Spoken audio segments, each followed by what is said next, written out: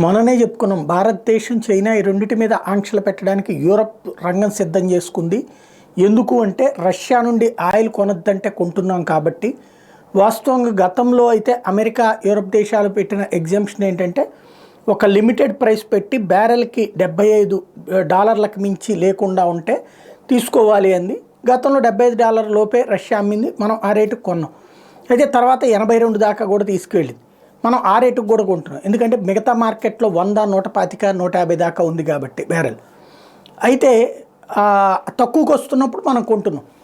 అలా కొంటున్నందుకు గాను వాళ్ళు పెడతామన్న ఆంక్షల్ని ఇప్పుడు రష్యాతో స్నేహం మెయింటైన్ చేస్తున్నది, రష్యా దగ్గర ఆయిల్ నేరుగా కొంటుంది చైనా, భారతదేశమే. కాబట్టి ఇప్పుడు ఈ రెండింటి మీద ఆంక్షలు పెట్టడానికి యూరోప్ యూనియన్ సిద్ధపడింది అన్నటువంటిది మొన్ననే చెప్పుకున్నాం. యూరోప్ యూనియన్ నిన్న ఆ నిర్ణయం తీసుకుని అమలు చేయడానికి ట్రై చేసినటువంటి సందర్భంలో యూరోప్ యూనియన్లో ఉన్నటువంటి 28 దేశాలలో ఒక్క దేశం కనుక అబ్జెక్షన్ రైజ్ చేసిన వీటో అధికారం అంటారు. అంటే పెట్టడానికి వీల్లేదని రైజ్ చేస్తే ఆగిపోతుంది. హంగరీ ఏదైతే నాటోలో యూరోప్ యూనియన్లో భాగస్వామ్యమైన హంగరీ వీటో చేసింది.